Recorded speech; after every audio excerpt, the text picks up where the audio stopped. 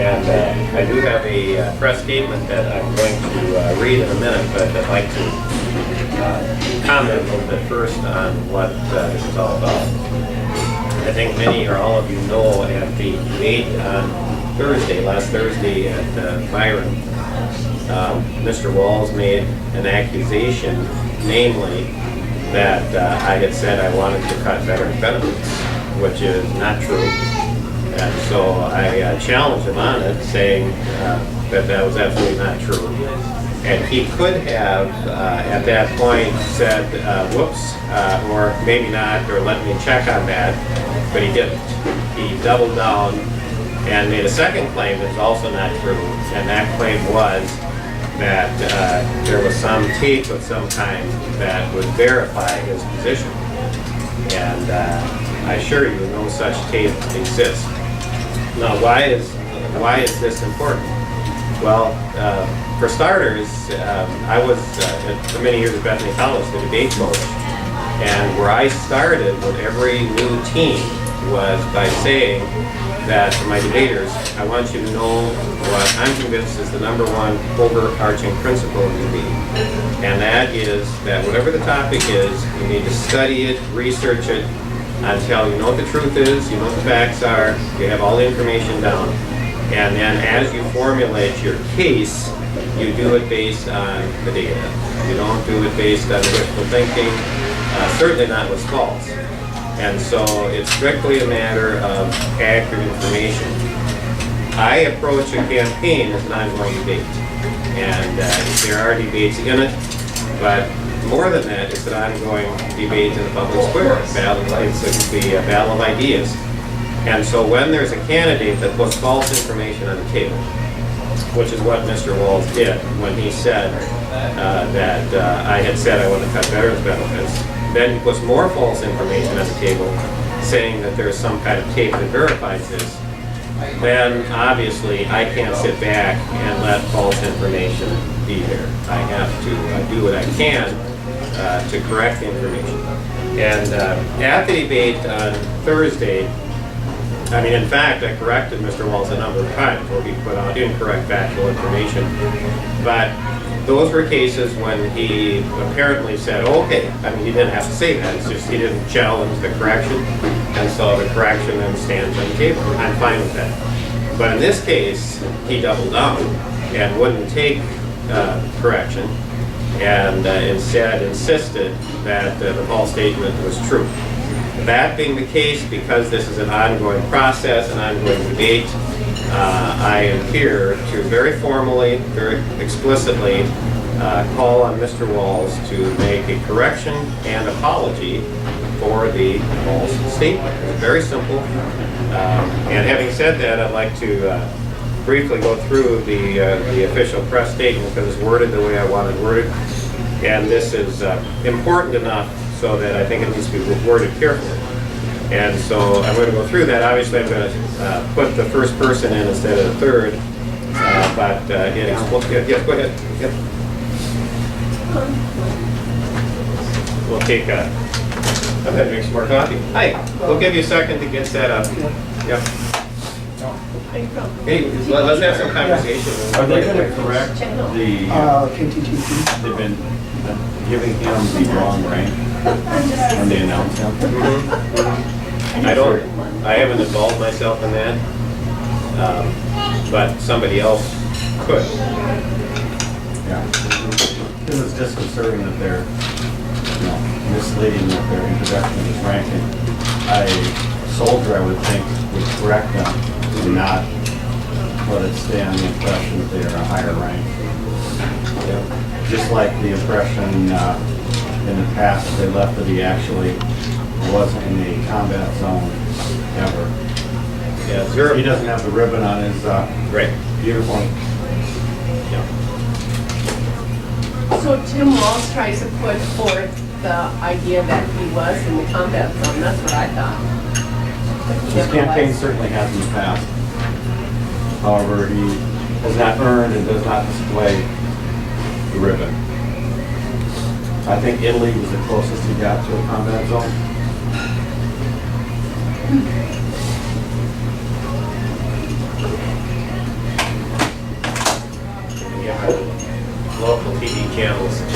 set up. Go ahead. We got here a little bit late ourselves, so we walked in the door My name is Deb Sam. 5 minutes ago. Hogset? Unset with a U? Oh, Unset. Nice to meet you. Your last name is Seth? Zach.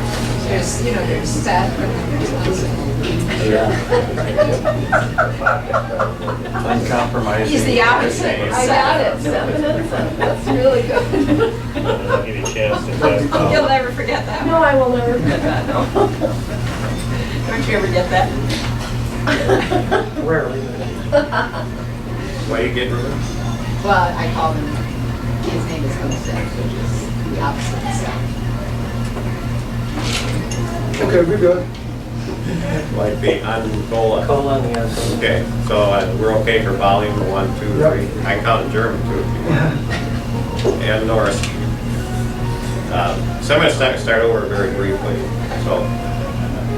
So anyways, I said I coached debate at Bethany many years, and I emphasized first and foremost, we research the topic until we know what the truth is, till we know what the information is, till we know what the facts are, and then we formulate our case based on the truth.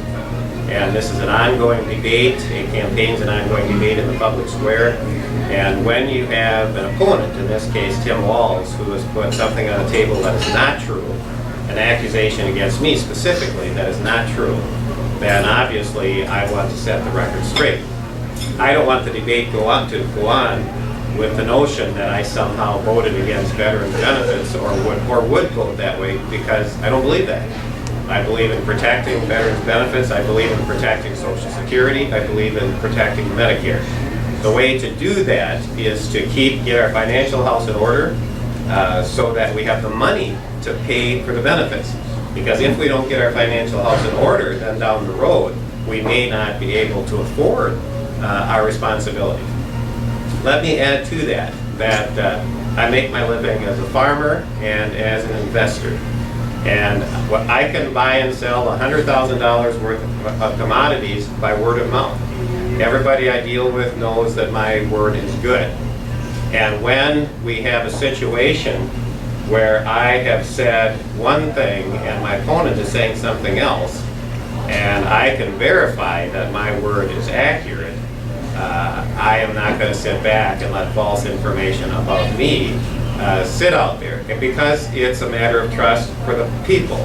And the public is being really shortchanged when it is given false information. The public has a right to the truth, the public has a right to accurate information, and it's the only way to proceed. So having said that, I'd like to go to the prepared statement, and then I would welcome any questions as well. But the title of my comments, and they are brief, is I call on Tim Walz to retract and apologize for false veteran benefits claims. At the first Congressional District debate held September 27th at Byron, Minnesota, last Thursday, Tim Walz accused me of having said that I wanted to cut veterans benefits. I replied by saying that was not true, indicating that that was not my position, and I have never said what Mr. Walz claimed I had said. I have always said I want to protect veterans benefits. So Mr. Walz could have said, okay, end of story, but he didn't. Instead of accepting my correction, he doubled down and then suggested there was some mysterious tape that verified what I had said. So later in the day, the New Ulm newspaper, The Journal, asked the Walz campaign for substantiation for Mr. Walz's claims. And that's recorded in the Journal September 28, 2012. In response, the Walz campaign referenced a particular almanac show that was held last April. It happened to be the debate between Mr. Perry and myself. And I, in my press release, referenced the URL. Anybody can go and look at that show. But a transcript of the statement in question that I made in that debate when I was asked about Social Security, Medicare, and veterans benefits reads as follows. And I quote the transcript from the Almanac Show. And I quote, The biggest threat to entitlement spending is the out-of-control spending of the federal government. We are less than 6 years away from where Greece is today. And when you approach default, then you are in a position where you can't honor any of your commitments. So I am saying we have to balance the budget, we have to do so in 6 years or less, and this is the only way to protect entitlements and to protect our national defense spending. And so what I was saying is that my objective is to protect our entitlement spending. And we have to control our out-of-control other spending, non-essential spending, to do so. So the supposed evidence cited by the Walz campaign actually verifies my position, namely that I'm all about protecting entitlements, not cutting them.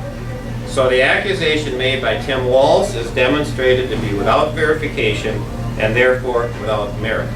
And let me clarify, he's the one making the accusation. That means he has the burden of proof.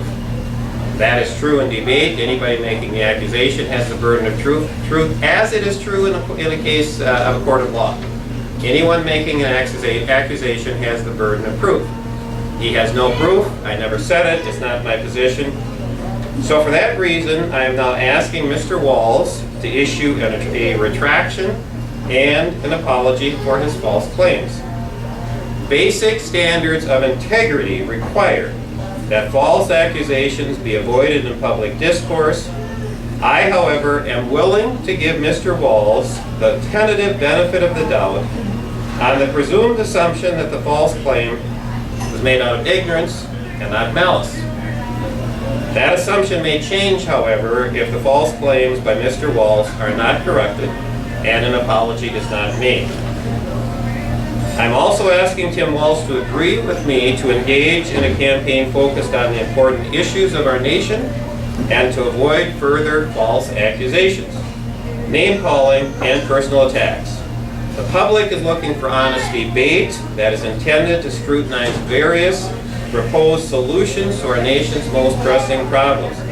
It is not looking for any tactics that avoid that serious debate. So that is my position. I see this as a very important matter. This kind of falsehood cannot be allowed to stand.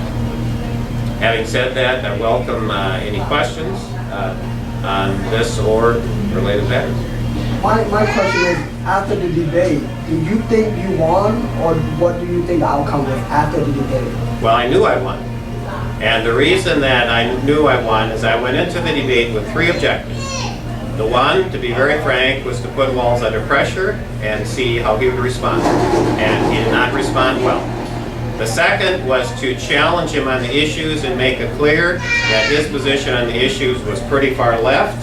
My positions were the conservative positions, which given our out-of-control spending are the right positions. The last thing was to demonstrate that I understand the issues. I bring very strong leadership to the table and can do the job very well as 1st District Congressman.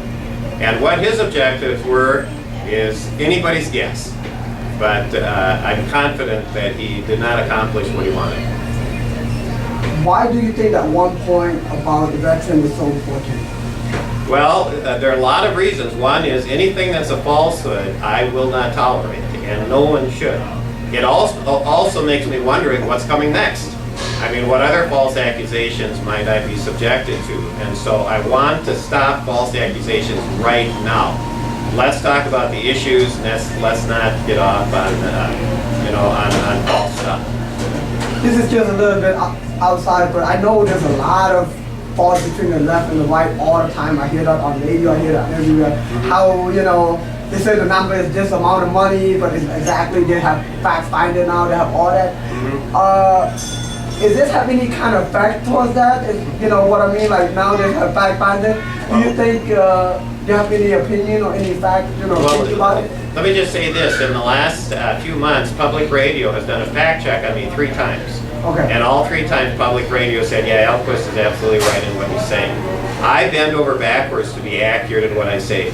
And if I'm not sure, I don't say it. So being truthful and accurate is one of my hallmarks.